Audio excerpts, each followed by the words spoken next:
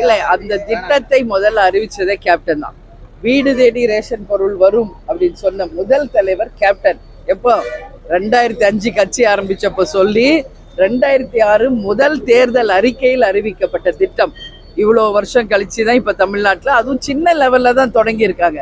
70 வயசுக்கு மேற்பட்டவர்களுக்கு தான் அதுவும் லாரியில் வச்சு பொருள் கொடுக்குறாங்க. இது எந்த அளவு ரீச் ஆகுது அப்படிங்கிறத நம்ம பொறுத்திருந்து தான் பார்க்கணும். பட் இது வந்து கேப்டன் கனவு திட்டம். இது வந்து இந்த திட்டம் கேப்டனுக்கு கிடைத்த பெருமை எல்லாமே. அதனால இது வந்து இன்னும் எக்ஸ்பேண்ட் ஆகி எல்லா மக்களுக்கும் அந்த திட்டம் கிடைக்கணும்னு நினைக்கிறேன். திமுகவோட தேர்தல் அறிக்கை 100 விழுக்காடு முடியல, ஆனாலும் திமுக போய் பிரச்சாரம் பண்றாங்க. நான் நேரடியா விவாதம் பண்ண தயாரா இருக்கேன் அப்படின்னு அன்புமணி சொல்றாரு. திமுக தரப்புல இருந்து யார் வேணாலும் இப்ப விவாதத்துக்கு வரலாம் அப்படின்னு சொல்றாரு. எப்படி பாக்குறீங்க? இல்ல, அது அவங்க வந்து இன்னும் வந்து நிறைய வாக்குறுதிகளை நிறைவேற்றல அப்படிங்கிறது உண்மை. அதுல ஒன்றும் பொய்யோ இல்லைன்னு நம்ம சொல்ல முடியாது. இது மாதிரி தான் ஒரு பத்திரிகையாளர் சந்திப்புல என்னை கேட்டப்போ நான் சொன்னதுதான், நிறைகளும் குறைகளும் இணைந்த ஒரு ஆட்சி. அவர்கள் கொடுத்த பல வாக்குறுதிகள் இன்னும் நிறைவேற்றல. சட்டம் ஒழுங்கு ஒரு கேள்விக்குறியா இருக்கு, நிறைய பிரச்சனை இருக்கு. ஆனா பல திட்டங்களை நிறைவேற்றியும் இருக்காங்க.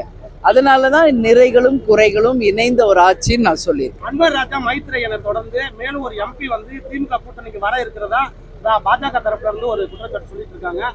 இது மாதிரி ஒரு கட்சியில முக்கியமான ஒரு புள்ளியா இருந்து வேற ஒரு கட்சிக்காக மாறும்போது அது எப்படி பாக்குறீங்க? இது தமிழ்நாட்டில இது ஒன்றும் புதுசு கிடையாதுங்க. எத்தனையோ ஆண்டு காலமாக நடக்கிற ஒரு விஷயம்தான். அதிமுகல இருந்து திமுக போறது, திமுகல இருந்து அதிமுக போறது, மற்ற கட்சிகளுக்கு போறது. ஏன் தேமுதிகலயே கேப்டன் பார்த்து வளர்த்த அந்த எம்எல்ஏஸே கேப்டன் முதுகிலேயே குத்திட்டு போன வரலாறுலாம் நம்ம பார்த்துக்கிட்டு தான் இருக்கோம். அதனால இது ஒன்றும் புதுசு கிடையாது. ஆனா துரோகங்கள் என்பது நிலையானது கிடையாது. நிச்சயமாக துரோகம் செய்பவர்களுக்கு என்று எந்த வரலாறும் கிடையாது என்பதை உறுதியா சொல்றேன். இப்ப தமிழக வெற்றி கழக மாநாட்டு பந்தல்ல தமிழக வெற்றி கழகத்தோட கொள்கை தலைவர்கள் இல்லாம புதுசா இப்ப அண்ணாவும் எம்ஜிஆர் இடம்பெற்று இருக்காங்க. வரலாறு திருப்பதி அப்படிங்கிற வாசகத்தோட அதை பத்தி இல்ல, அது நீங்க அவங்க கிட்ட தான் கேட்கணும். எதுக்காக அந்த வச்சாங்கன்றது அவங்க கிட்ட தான் கேட்கணும். அவங்க வச்சதுக்கு நான் எப்படி பதில் சொல்ல முடியும்? எனவே அவங்க கட்சிக்காரங்க கிட்ட அதை கேளு. கேப்டன் பாணியை ஃபாலோ பண்றாங்க.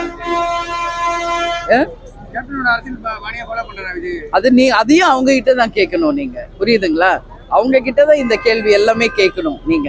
சரிங்களா? கேப்டன் வந்து மக்களுக்கான தலைவர். இறங்கி வேட்டி மடிச்சு கட்டினாருன்னா மழை வெள்ளம் புயல் எதா இருந்தாலும் எதுக்கும் பயப்பட மாட்டாரு. களத்துல இறங்கி மக்களுக்கு பணி செய்கின்ற ஒரு உத்தமராக தான் கேப்டன் வாழ்ந்தாரு. சம்பாதிச்சது அத்தனையுமே மக்களுக்கு உதவி செய்த ஒரு தலைவர் கேப்டன் அவர்கள். அதனால கேப்டன் கூட இங்க யாரையுமே நம்ம கம்பேரே பண்ண முடியாது. கேப்டன்